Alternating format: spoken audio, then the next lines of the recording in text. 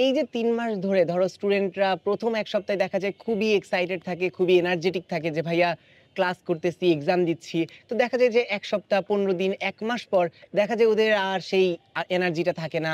ওরা একটু ডিপ্রেসড হয়ে যায় যে, "ইস! ভাইয়া আমার দ্বারা হবে আসলে? আসলেও কি হবে? আর পারতেছি না।" তো এক্ষেত্রে তোমার মোটো কি ছিল বা তোমার কাছে মোটিভেশন কি ছিল যে কিভাবে ধরে রাখতা নিজেকে?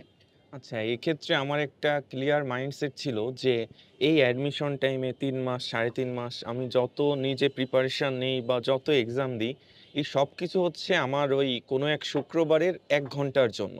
মানে আমার আসল পরীক্ষাটা মেডিকেল পরীক্ষার ওই ১০টা থেকে ১১টার ১ ঘন্টা। বাকি আমি যতই ডেইলি এক্সাম দেই, উইকলি এক্সাম দেই, মান্থলি, তারপর শেষের দিকে মডেল টেস্ট হয়, এগুলো আমার প্রিপারেশন। তো এগুলাতে ভালো করলে তো আলহামদুলিল্লাহ আমার স্যাটিসফ্যাকশন আসবে যে এই অধ্যায় বা এই সাবজেক্টগুলোর উপর আমার খুব ভালো দখল আছে। আর যদি খারাপ হয় তাহলে খারাপ হওয়ার একটা কারণ আছে। কারণটা কি আমি হয়তো বইয়ের কোনো ইনফরমেশন ওই সময় মনে করতে পারিনি বা আমি কোনো একটা হিসাব গুলিয়ে ফেলছি। তো সেক্ষেত্রে আমি যেটা করতাম পরীক্ষা দিয়ে এসে যে প্রশ্নগুলো আমার ভুল গিয়েছে ওই প্রশ্নগুলোর উত্তর মেইন বইয়ে মার্ক করে রাখতাম। যে এই লাইনটা আমি পড়তে পারিনি এবং জেনারেলি পড়ার সময় আমি যে কালি বা হাইলাইটার ইউজ করতাম। বাট যে প্রশ্নটা আমি ভুল করেছি ওইটার জন্য আলাদা করে লিখে রাখতাম। বা এমনও যেটা বারবার ভুল করতাম ওইটা লিখে রাখতাম যে ভুল করেছি। হুম, হুম। এমন যাতে পরবর্তীতে এই জিনিসটা আমার আর ভুল না হুম। হয়।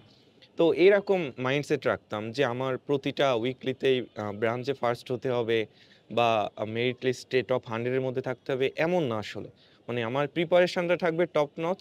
তারপর যেটাই হলো সেটাই হচ্ছে ও যেটা বলল যে তকদিরে যেটা থাকবে সেটা।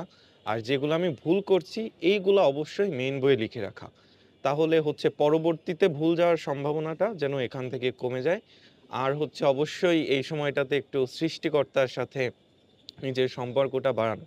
কারণ হুম। আসলেই অনেক চাপ হয়ে যায় আমাদের জন্য। তো তখন যদি আমরা নিয়মিত সৃষ্টিকর্তার কাছে প্রার্থনা করি তখন আশা করা যায় যে এই চাপটা থেকে আমরা মুক্ত হতে পারবো এবং সফলতার সাথে এই অ্যাডমিশন পিরিয়ডটা পার করা যাবে। ইনশাআল্লাহ, ইনশাআল্লাহ অবশ্যই।